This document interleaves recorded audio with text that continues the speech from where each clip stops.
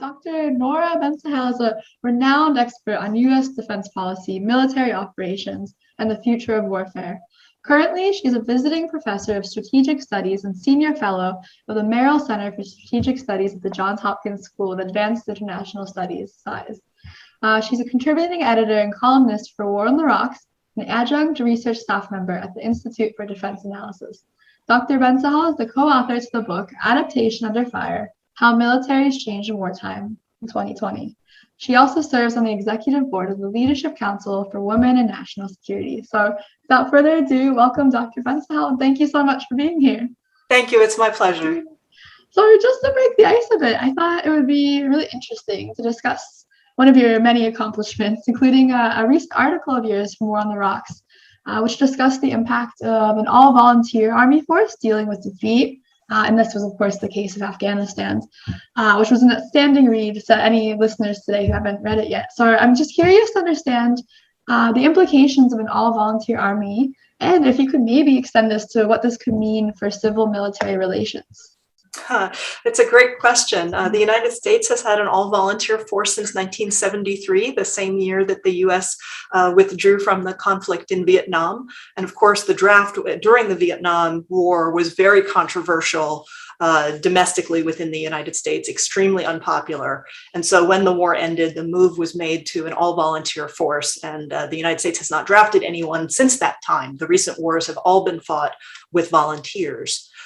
The problem, the all-volunteer force has done many tremendous things. The United States has a more professional, capable, smarter, better military than it's ever had before, and that's a result of the all-volunteer force. But the one big downside of it is that the burden of service in the United States now is not distributed equally across the population. About 1% of Americans serve in the military, but that 1% is not evenly distributed throughout society. It is increasingly the same 1%. And one of the statistics that I find very concerning is that most of the people coming into the military these days in the United States have a family member in the military, and almost a third of them have a parent in the military. So that poses all sorts of civil military concerns when the military becomes separate from the society which it represents. Thank you so much. Yeah, reading that article is, I think in terms of, when we watched Afghanistan unfold recently in the past month, yeah, your perspective especially was really unique, and I think it brought such a much needed perspective on the topic. So thank you so much. Oh, thank you. And I think before we really dive into some of your articles and more specific research, I wanted to first just broaden this question a bit to discuss your experience with civil military coordination, and maybe if you can touch upon just different parts of your career where you might have worked on this issue. Yeah, I've done quite a bit of work on the issue, really in two key parts of my career. First, in the 2000s, when I was an analyst at the Rand Corporation, I did a lot of work on post-conflict reconstruction in general, but specifically in both Iraq and Afghanistan. And of course, that is conflict affected. It is not a straight civilian emergency, but that, working on those issues fairly intensely for a long time, made me understand those issues. And some of the dynamics that we looked at do apply when you're talking about civil assistance in a non-conflict area. And then the second thing that I was mentioning earlier to you before we got started is that for several years I served on the United States Secretary of Defense's Reserve Forces Policy Board. It's a board that reports to the Secretary of Defense that makes advice and recommendations on use of the reserve component of the US military. And that term is often a little bit complicated because there are two pieces of the reserve component. It includes the reserves of the individual services, the Army, Navy, Air Force, and Marines. And those are people who serve part-time. They're not full-time. They hold down civilian jobs while they train, and then they can be deployed for, on operations, though less frequently than the active component. So the service reserves are one part of the reserve component. And the other part is the National Guard, which plays the biggest role in civilian assistance under what is known in the United States as Defense Support to Civil Authorities. You'll see that acronym, DSCA, come up a lot. And that is a very unique structure in the United States that reports under different conditions, not just to the Commander-in-Chief of the US military, but in fact, usually not to the Commander-in-Chief of the US military. Day to day, they're under the authority of the governors of the individual United States. And so we can talk about that. It's a very unique formation that no other country has because of the unique federal structure of the United States. Yeah, so that's actually one topic I'd love to dive into a bit is the federal versus the state authority, which, as you said, is unique to the United States. So I'm wondering if you could discuss a bit about how this might affect the deployment of these National Guard, for example, these units, and if you think that that could impact the effectiveness of civil-military coordination.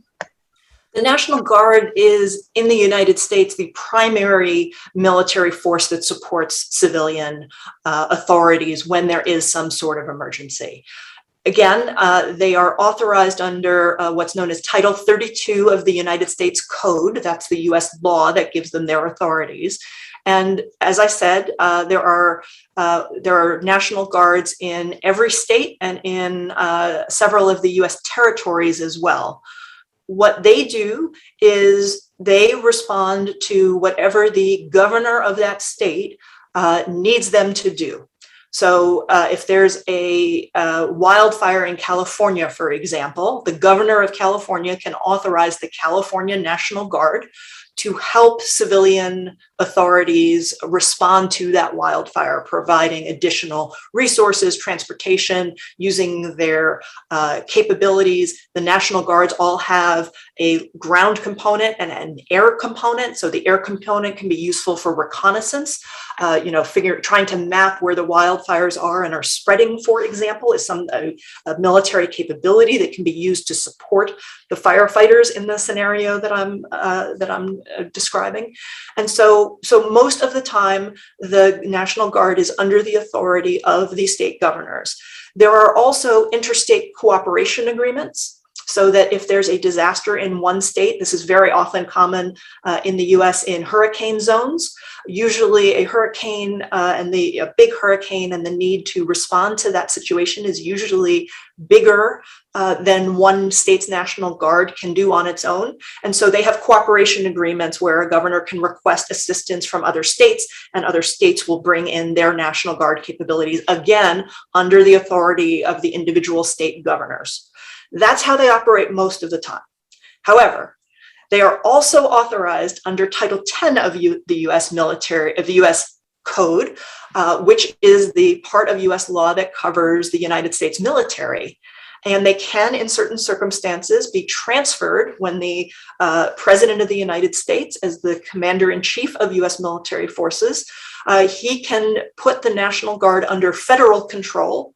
The authorities then change from the governor to the President of the United States, and the President can deploy them either for civilian assistance within the United States or for military operations abroad. When they go abroad, they can be used in a traditional military role as well. They have that capability. The National Guard played very significant roles in both Iraq and Afghanistan in combat operations there. But usually domestically, they are used for this kind of civilian disaster relief. And they can be activated by the President for civilian relief efforts abroad, although usually they're not. Usually that's mostly a domestic role. A little bit complicated, but the US system is very unique in that sense, in having both state and federal authorities, and the National Guard is the only piece of the military that does that. Everything else, the service reserves and the active component, are all always under the command and control of the President. And it's interesting, I think we start to think about this in terms of the Capitol riots or what we saw in Portland during the protest there. And so I think the question has to arise as well, what could the dangers be of having the deployment of these units into civilian life? And Where do you find, maybe in your field, where does the public opinion or the overall opinion lie in this? It's a really great question. And to answer the question fully, we actually have to go back to the civil military gap and the fact that most Americans know nothing about the US military. They don't understand the US military. There are all sorts of surveys which have been published that show that Americans don't know even the basic facts about the military. I'm remembering a survey from 2015 when people were asked, what is the size of the US military? How many people are on active duty? And the average answer was 6 million people. The true answer is 1 million people. So even on the basics, Americans don't understand the military. You're right that US military forces were used in the response to the January 6, 2001 insurrection at the Capitol, and sometimes in protests around the country to provide civil order. However, the protests, especially the ones that we saw in Portland, although there was a small National Guard role, most of the forces that responded to that and the other domestic protests that happened in the United States during the summer of 2020, most of the authorities that were on the scene were not military. They were either state forces, police forces, or federal law enforcement. The problem is that when the public looked at the coverage of those, they saw lots of people in uniform without clear identification on them, and they assumed they were military forces. So that's a real problem in terms of American support for the military, understanding the military. And so I think the US military we've seen some polling suggesting the American people don't have as much confidence in the US military as they did 1 or 2 years ago even.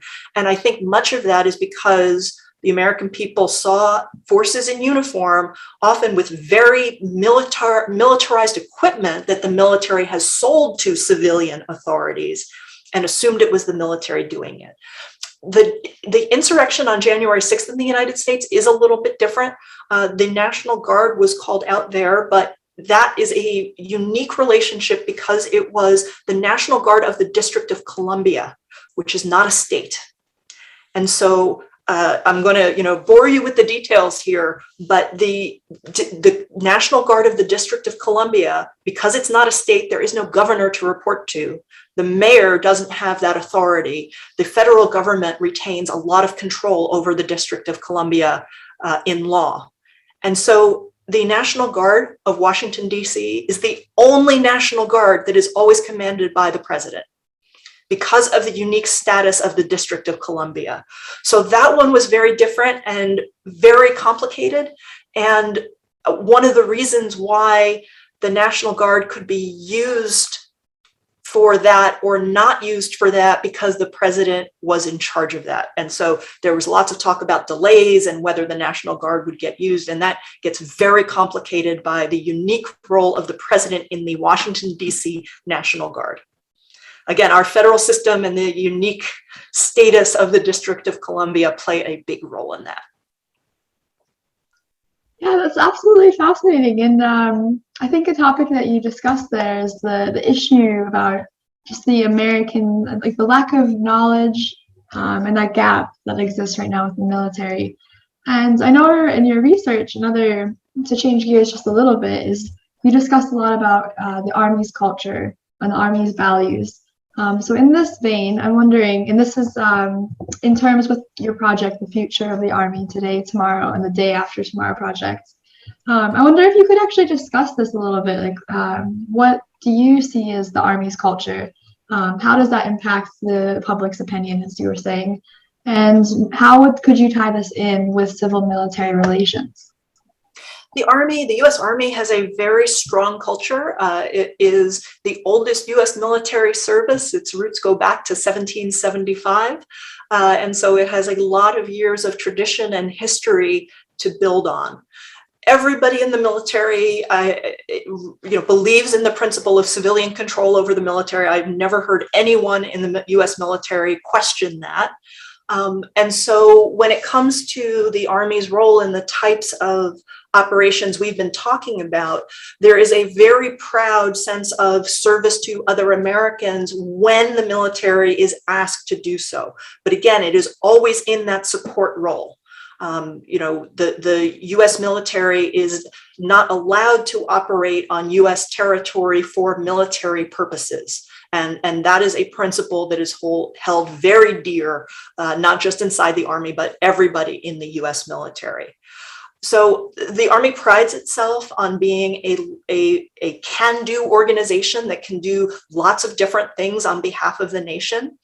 The active component does very little in these missions, again, because they're not allowed to operate at home. Very good reasons for that. So the active component doesn't have a lot of history, a lot of experience in helping support civilian emergencies. They can do it on a limited basis. They did do it on a limited basis during the early days of the COVID pandemic. For example, but again, that's in that support to civilian authorities role. But the active component doesn't do that very often. It really was the magnitude of the crisis in the first couple of months of COVID, where very small capabilities resident in the active component came into play. The reserve forces, and particularly the National Guard, the Army National Guard as the land element of that, as I mentioned earlier, really has the deepest culture of doing this. They pride themselves on being able to either serve civilian authorities under the order of the governor in their state role. They also pride themselves on being able to conduct traditional military operations abroad, and they do both very well. But they, because of their nature, they take on that mission they have that mission the most frequently of all of the different military forces. And speaking a bit about the deployment of the National Guard in this instance abroad, do you see this as a possible use of military diplomacy, or do you see this as an effective tool of cross-border coordination? I don't think it's going to be very common for the National Guard to be deployed on operations abroad to help civilian authorities. Most of that capability, the part that would be deployed outside of the United States most likely, would be in the service reserves. So for example, most of the US military services medical capability, deployable medical, I'm not talking about services for people in uniform, but deployable medical capability, most of that resides in the service reserves, not on active duty. Why? Because you don't need it all the time. When you need it, though, you really need it. And so you've seen both capabilities from the service reserves and from the active force deployed around the world to provide such support. Probably the biggest example of the United States doing that abroad was in the Ebola crisis, where the US Army became essentially the primary actor doing Ebola response because of their logistical capability. They were not, in a certain sense, they were not the ideal organization. They're a military, they're not health officials, but they could operate in very austere conditions, create roads,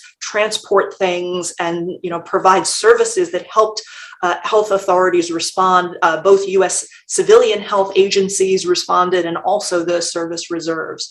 The reason why the US National Guard is not likely to do those things abroad is because they have a regular job here at home. The governors want to keep them for emergencies within the United States. And when they're federalized, when they come under federal control, that's usually done on a predictable basis. They have a workup cycle because they're not ready to deploy all the time. They have part-time jobs, they have full-time jobs and serve part-time. So they need predictable deployments. So they're usually not ready to be picked in an emergency to go do something like that.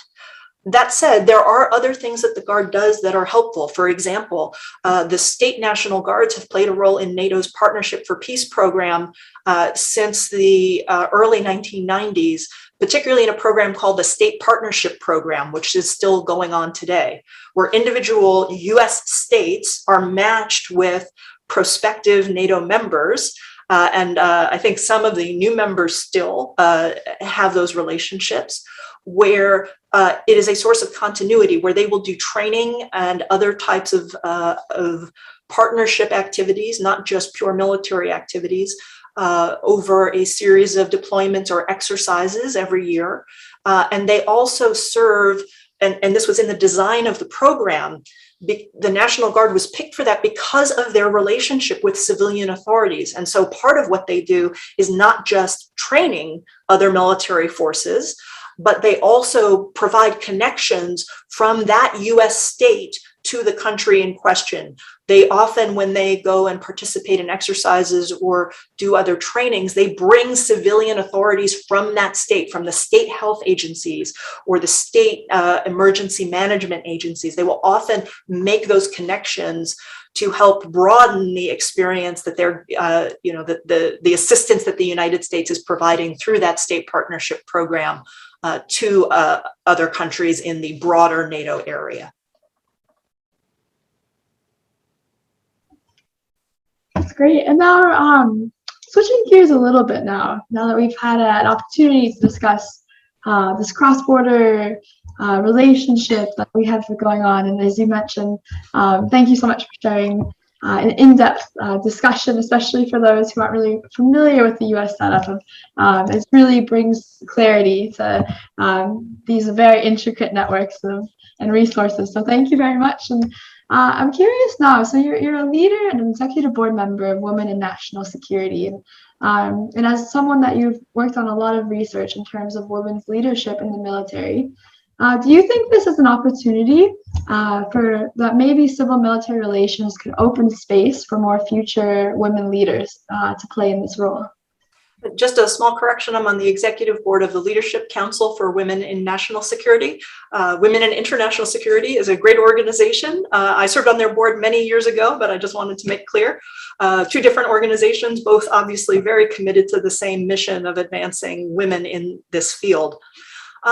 I do think that this does open up some more room for women, particularly because women often are either deterred or not interested in serving in what I would call the hard national security issues, the people who focus on the use of armed force professionally. Although I will say, at least in my experience in the United States, that has changed tremendously over the course of my career. More and more women are interested in the field, and even the hard aspects, the military aspects of the national security landscape than ever before. And I am greatly heartened by that. But I do think that this area of how military forces can help assist in civilian emergencies brings in even a wider group of potential women than those of us who study those hard security issues, because we do find that in a lot of assistance agencies and assistance programs, there are many women who are interested in that international development. In my experience, I don't have statistics on that, but I see a tremendous number of women in that field. And so the opportunities to think about the ways that the US military can help, and the purpose of your project, not just the United States, but in general, how militaries can help support civil authorities in emergency relief, I do think is a very important area. These types of civil emergencies, as I've read in your work, and I know I'm sure you're aware, they are only going to increase in frequency with climate change. The numbers of these we're seeing in the United States, and again, I'll just go back to California and the wildfires. You know, the number and intensity of the wildfires in California dwarf anything that's been seen before. They're getting worse every year. There's going to be more and more demand to respond, unfortunately, to those kinds of emergencies as they get more numerous. And we're going to see lots of those throughout the NATO area, throughout the world. And so, unfortunately, I think there's going to be a lot more work to do in those areas. The good news is I think that, there's a lot of capabilities and a lot of interest in trying to make that partnership work as effectively as possible. I'm also curious as well, if, as a professor, when you're teaching these courses, does the issue of civil-military relations arise? And if so, how integral is it in the curriculum? It does. It arises a lot, and it comes up in quite a number of our core classes. It's a fundamental thing that we teach. In addition to my regular classes, I co-teach a I don't really know what to call it. It's a 2-day introductory course not for credit, but that students are able to take, called Military Basics, that covers many of these things. I co-teach a 2-day course called Military Basics, which is about how military operations function, where we go over all sorts of basic things like what is the rank structure, what is the chain of command, and we quite deliberately include a section on civil-military relations. And again, the increasing separation of American society from the military that serves it and what the problems are with that. It often comes up in our classes as well. So it is something that is, we cover it in some of our core classes as well. So it's definitely an issue that comes up. We don't spend a lot of time in the courses that I'm most involved in discussing the kind of issues that you're interested in and how you use the military to support civilian authorities, but that's because of my particular expertise. I focus on the US military, and so I teach most of those hard security courses. We do have students who are taking other types of classes who are trying to bridge those. And we have at SAIS, for example, we have a very strong international development program. That's not exactly the same thing, but we get some of those folks who are interested, who take our classes in strategic studies and military affairs, because they know that the US military is a big actor that's out there, and they want to understand it because they know, for better or worse, the US military is in a lot of places around the world. And as we're nearing the conclusion here, so I just have a few more questions left. But since you are at the forefront of national security and these issues at hand, I'm really curious to just hear what trends you see developing in the use of military resources to address these issues, helping civilians either domestically or internationally, and where you might see this from 5, 10, 15 years from now. Yeah, it's a really good question, and I'll just answer from a U.S. perspective, since that's what I know. I think there are some challenges coming up. As I said, I think the number of those types of civilian emergencies are going to increase because, if nothing else, because of climate change. But also we have other domestic incidents in the United States. Wildfires and hurricanes are going to continue, but we may see another set of protest movements like we did in 2020 that could drive up that demand as well. And we have a limited number of military forces, both in the active component and in the National Guard. I'm concerned that the National Guard forces are going to be busier than ever because of the demands of those operations domestically within the United States, but also the United States is very clearly shifting its national security strategy to focus on great power competition, and particularly a possible future conflict with China. And as the US military as a whole moves in that direction, the National Guard is going to have to change its training and preparation as because it has to be prepared for that contingency as well. And I see that putting the combination of what I think will be increasing domestic need with preparations for a low probability, but that's what the military prepares for, is low probability but very high consequence military operations. That's going to put a tremendous stress on the National Guard in particular that I am a bit concerned about looking forward. And how do you think we would go about recruiting more, maybe in the US context, for example? As you said, it's an all-volunteer, essentially. So how would you go about, how do we get those numbers up in the case of seeing climate change happen, and what would the next steps be? The problem isn't necessarily recruiting the people in. The problem actually is the fact that military personnel in the US are very, very expensive, and the defense budget is relatively flat. It is not growing tremendously compared with the pace of inflation. There will likely be a very significant increase. Right now, it's looking like 5 or 6% in the US defense budget in the coming year. But inflation right now is above 5%. So even if that amount goes up, there's not a lot of additional purchasing power in that. And even so, the Department of Defense is under increasing pressure, as I said, because of the need to, the strategic shift towards great power competition and preparing for the possibility of conflict. the defense budget is under incredible strain. It's hard to imagine because the US has a very large budget, obviously, for its military, but much of that money already goes to pay and benefits for military personnel. It's not all invested in high-tech equipment. The US military actually needs to reinvest tremendously in different types of capabilities for the future of warfare. This is where the future of war is going, is what I spend most of my time thinking about these days. And so there's not going to be a tremendous amount of support to increase the size of the US military, even in the National Guard. You asked before about the culture of the services. The culture is very much that the active component is the priority.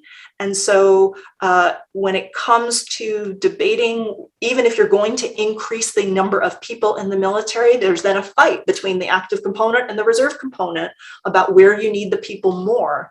And in general, I don't see the possibility for increasing the size of the reserve component at a rate that's higher than increasing the size of the active component, even though I would preserve a little bit more in the National Guard than even the active component because of what I see as these incredible demands, because they have responsibility both for that domestic support to civil authorities and for the possibility of deploying overseas in any high intensity operation. But culturally, that's a very, very tough one for the US military.